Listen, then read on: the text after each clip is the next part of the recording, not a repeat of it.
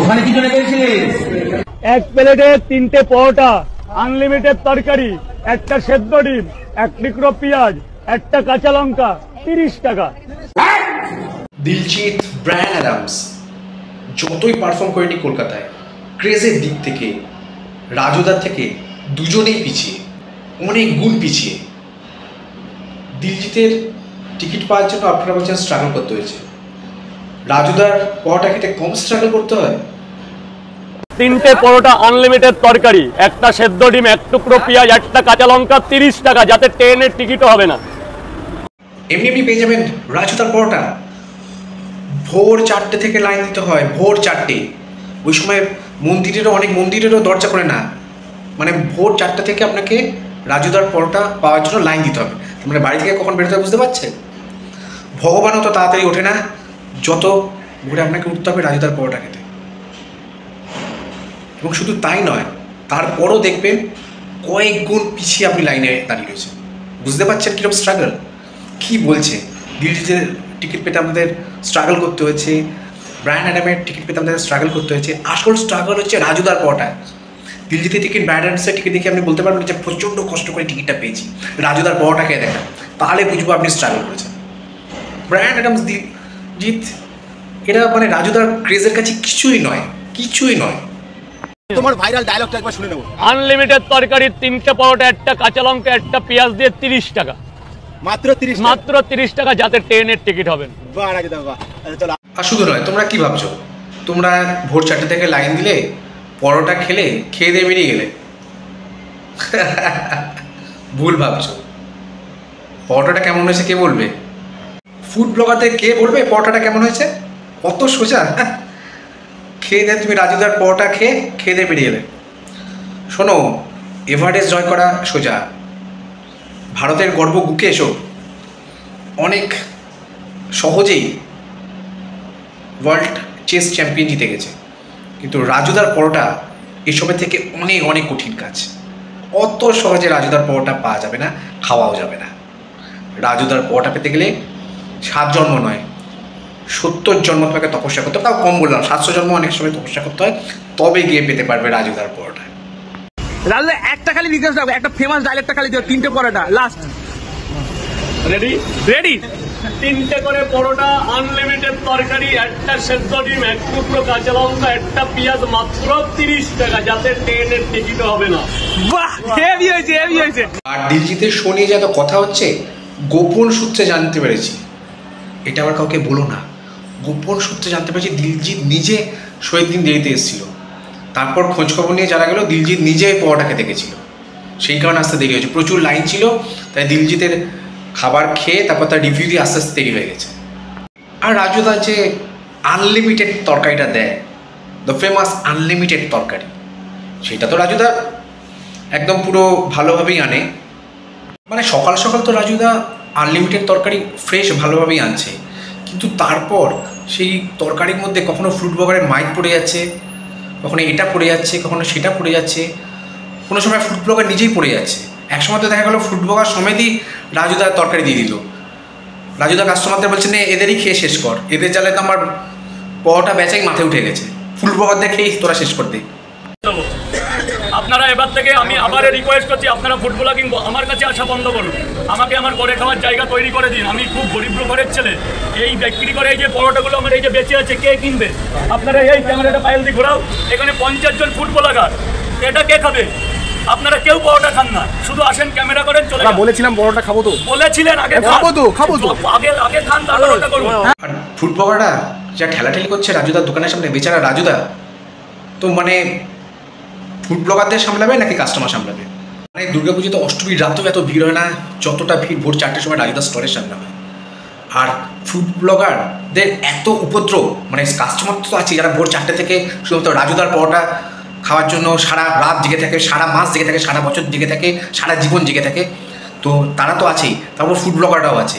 এবং এত ঠেলাঠেলি, রাজুদা তো নিজেই একবার পড়ে যাবার মতো অবস্থা আনলিমিটেড তরকারির ভেতর। আর কাস্টমারদের এত ক্রেজ রাজুদার তরকারিতে, রাজুদা যদি তরকারির ভেতর পেরেছে ওটা আক্ষরিক অর্থেই রাজুদার তরকারি হয়ে যেত। আর কাস্টমাররা বিশ্বাসই করতো না যে ওই তরকারির মধ্যে রাজুদা আছে। কাস্টমার বলতো না এটা রাজুদা নয়, এটা কাজু। এর মধ্যে কোনো রাজু নেই, এর মধ্যে আছে শুধু মিষ্টি কাজু। মানে আপনারা ভাবুন, বড় বড় ডাক্তারদের দেখানোর জন্য ভোর 4টে থেকে লাইন দিতে হয়, সেখানে রাজুদার তরকারি খেতে ভোর 4টে থেকে লাইন দিতে হয়। অবশ্যই এখন ডাক্তারদের মানে কাছে তো নাম লেখানো যাচ্ছে না, কারণ যে নাম লিখবে সেও নিজে রাজুদার তরকারি খেতে এসছে। ভাবুন একবার, আক্ষরিক অর্থে এখন চারদিকে পটার নবজাগরণ চলছে। রাজুদা এসে পটাকে একটা অন্য উচ্চতায় নিয়ে গেছে। আগে ইভিন বিয়ে বাড়িতেও লোকে বলতো কী হয়েছে, মাটন হয়েছে, ফিশ ফ্রাই হয়েছে, ফিশ কালিয়া হয়েছে, ভেটকি পাত্র হয়েছে, এখন বলে শুধু পরোটা, রাজুদার পরোটা, একটা আইটেমই পুরো বিয়ে বাড়ি মাত করে দেবে। আর শুধু তাই নয়, আমার বাড়ির পাশেই একজন ম্যাথসে পিএইচডি করছে, করে তারপর সে পরোটা বানানো শিখছে। মানে কোনো একটা সাফল্যের পেছনে অবশ্যই এক প্রচণ্ড পরিশ্রম থাকে। রাজুদাও প্রচণ্ড পরিশ্রম করেছে, কিন্তু সেই পরিশ্রমের পর তিনি যখন পরোটা বেচছে, তখন ফুড ব্লগারের এত সস্তার পাবলিসিটির জন্য এরকমভাবে অসভ্যতা করছে যে রাজুদার পরোটা বেচাটাই একদম মাথায় উঠে যাচ্ছে। এবং তারপর তাই নয়, ফুড ব্লগারটা আবার বলছে, ও রাজুদা ওই ডায়লগটা শোনাও না, ওই আনলিমিটেড তরকারি, 3টে পরোটা। রাজু একটা খালি রিকোয়েস্ট রাখবো, একটা ফেমাস ডায়লগটা খালি দিও, 3টে পরোটা লাস্ট। রেডি? রেডি? 3টে করে পরোটা, আনলিমিটেড তরকারি, একটা সেদ্ধ ডিম, এক টুকরো কাঁচা লঙ্কা, একটা পেঁয়াজ, মাত্র 30 টাকা, যাতে ট্রেনের টিকিট হবে না। বাহ, হেভি হয়েছে, হেভি হয়েছে। এক্সপিরিয়েন্স আলাদা, সবাই আসো, এক্সপিরিয়েন্স আলাদা, লোক ভালো, বিশাল ভালো লোক ভাই, বিশাল ভালো লোক। আরে বাবা, ও রাজুদা, মিঠুনদা নয় যে ডায়লগ শোনাবে। এবং তার ওপর তো আবার ফুটবলারদের নানা রকম বিচিত্র প্রশ্ন। রাজুদা তোমার নাম কি? রাজুদা তোমার বাড়িতে কজন আছে? রাজুদা তোমার বাড়িতে তুমি কখন যাও, কখন বেরো? রাজুদা তোমার বাড়িতে তুমি থাকো তো নিজে? মানে এটা কী ধরনের প্রশ্ন? ফুটবলার আবার প্রশ্ন করছে রাজুদাকে, রাজুদা তোমার এত বড় সাফল্যের পেছনে কার অবদান আছে? আরে রাজুদা ওখানে পরোটা বিক্রি করতে গেছে নাকি কোনো ট্রেড ফেয়ারের ভাষণ দিতে গেছে যে কীভাবে সাফল্য এলো? তবে আমাদের প্রিয় রাজুদা কিন্তু কাউকে নিরাশ করে না। পরোটার সাথে সাথে রাজুদা নিজের সাফল্যের কাহিনীও শোনাচ্ছে, এবং অত লাইনে দাঁড়িয়ে কেউ বিরক্ত হচ্ছে না, অনেকে আবার হাততালি দিচ্ছে, বা রাজুদা খুব সুন্দর এই কাহিনী, চোখে জল এসে গেল, করে পরোটা দিয়ে নিজের চোখটা একটু ঘষে নিল। পরোটা, আনলিমিটেড তরকারি, একটা সেদ্ধ ডিম, এক টুকরো কাঁচা লঙ্কা, একটা পেঁয়াজ, মাত্র 30 টাকা, যাতে ট্রেনের টিকিট হবে না। বাহ, হেভি হয়েছে, হেভি হয়েছে। মানে ওখানে যারা পরোটা খেতে আসছে তাদের সময়ের কোনো জ্ঞান নেই। অবশ্য সময়ের জ্ঞান থাকবে কি করে? যে ভোর 4টের সময় পরোটা খেতে আসে তার আর কী কাজ থাকতে পারে? सो गाइस, आज हम लोग आए थे सुबह सुबह राजूदा के इधर, और देख सकते हो भाई अभी तक राजूदा नहीं है, लेकिन राजूदा के लिए लाइन देख सकते हो भाई कितना लंबा चौड़ा, मतलब देख सकते हो भाई इधर से लाइन शुरू होता है और खत्म का होता है ये पता नहीं भाई। भाई चलती जाएगा चलती जाएगा चलती जाएगा, भाई खत्म ही नहीं होना चाह रहा है भाई। मतलब अभी तो भाई सुबह है, शुरू भी नहीं हुआ है, लेकिन भाई लाइन का क्रेज अलग ही लेवल पे, भाई खत्म ही नहीं होना चाह रहा है, इतना बड़ा लाइन है। এবং কি কনফিডেন্স, পরোটা খেতে এসে 4টের সময়, তাতে কোনো অসুবিধা নেই, আসতেই পারে, কিন্তু সেটা আবার বলছে গর্ব করে, আমি ভোর 4টে থেকে এসে রাজুদার পরোটা খাওয়ার জন্য লাইনে দাঁড়িয়ে আছি, 4 ঘন্টা লাইনে দাঁড়িয়ে রয়েছি। মানে এই কনফিডেন্স, তার জন্য আমাদের একটা হাততালি সেই সমস্ত আনলিমিটেড সময়ওয়ালা পাবলিকদের জন্য। আপনি আমাকে একটা জিনিস বলুন, যে যারা ওই সকালবেলা ভোর 4টে থেকে পরোটা খেতে এসছে, তারা বাড়িতে কী বলে বেরিয়েছে? মা আমাকে একটু তাড়াতাড়ি সব কিছু গুছিয়ে দাও, আমি খুব প্রচণ্ড জরুরি কাজে পরোটা খেতে যাবো, রাজুদার পরোটা, এরকম বলে বেরিয়েছে। এবং শুধু তাই নয়, এক জায়গা তো দেখছি যে রাজুদা জাস্ট পা ধরে নিচ্ছে একজনে, যে আমাকে প্লিজ ব্যবসা করতে দাও, এভাবে জ্বালিও না ফুড ব্লগারতে। কিন্তু অপর দিক থেকে প্রশ্ন আসছে, আমাদের জন্যই তো এতটা উঠলে, এখন আমাদের কীরকম বলছো? আরে এটা কী ধরনের অভব্যতা? তুমি সাহায্য করেছো, একজনকে হেল্প করেছো, তার জন্য তোমাকে ডিস্টার্ব করার পারমিশন কে দিল? এবার তোকে সাহায্য করলে বলতে হবে যে দেখুন আমি সাহায্য করলাম, এবার কিন্তু আমি আপনাকে মারাত্মক ডিস্টার্ব করব। মানে এই সমস্ত চিফ ফুড ব্লগারদের জন্য, যারা রিয়েল ফুড ব্লগার, যারা সত্যি ফুড ব্লগিং করে, তারা নিজেদেরকেও এখন ফুড ব্লগার বলে পরিচয় দিচ্ছে না, বলছেন না না না না আমি ওই ফুড ব্লগার না, আমি এমনি ব্লগই করি, ওই ফুড ব্লগার না না না শুধু ব্লগ। মানে এই অবস্থা, যারা রিয়েল ফুড ব্লগার তাদেরও লজ্জা, মাথা কাটা যাচ্ছে এই সমস্ত অভব্য ফুড ব্লগার, যারা একজনকে ব্যবসা করতে দিচ্ছে না রাজুদাকে। হ্যাঁ, আমি আপাতত কিছুদিনের জন্য ফুড ব্লগিং বন্ধ করতে চাইছি, প্লিজ কেউ আসবেন না, আমি বিনীত অনুরোধ করছি।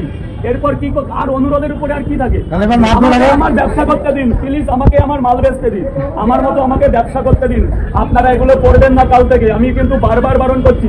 এরপর কিন্তু আপনাদের বিরুদ্ধে আমি কিন্তু অন্যরকম স্টেপ নিতে বাধ্য হব এবং আমার জায়গা চলে গেলে আপনাদের প্রতি কিন্তু দায়বদ্ধ করাবো, যে কজনের নাম জানি। বারবার বারংবার আমাকে কেন ডিস্টার্ব করছেন আপনারা? আমি তো আসলাম 2 মাস পরে। 2 মাস 6 মাস না, আপনারা আসবেন না, এখন আপাতত আসবেন না, যখন আসার দরকার হবে আমি এইভাবে লিখে আবার জানিয়ে দেবো। আপনারা এবার থেকে আমি আবার রিকোয়েস্ট করছি, আপনারা ফুড ব্লগিং আমার কাছে আসা বন্ধ করুন, আমাকে আমার করে খাওয়ার জায়গা তৈরি করে দিন। আমি খুব গরিব ঘরের ছেলে। ফুড ব্লগারদের এমন দুরবস্থা, আপনি যদি একটা রিয়েল ফুড ব্লগার, যারা সত্যিকারের ফুড ব্লগার বাংলায় আছে, তাদেরকে জিজ্ঞেস করেন আপনি কি করেন দাদা, ওই আর কি ব্লগ করি। কিসের? ফুডের। আবার অনেকে আবার বলছে ভাষাই চেঞ্জ করে দিয়েছে, আপনি ফুড ব্লগিং করতেন না? না না, ওই আর কি বাংলায় করতাম, এখন ইংলিশে করি। I do food blogging in English. তো রাজুদার পরোটা এবং রাজুদার কাস্টমার এবং চিফ ফুড ব্লগার সবাই জিন্দাবাদ। বেঁচে থাকুক রাজুদার পরোটা, মুখে তরকারি লেপে, যারা এই সমস্ত অসভ্যতা তাদের মুখে তরকারি লেপিয়ে দাও। আনলিমিটেড তোমার তরকারি আছে, সেগুলো লেপিয়ে দাও।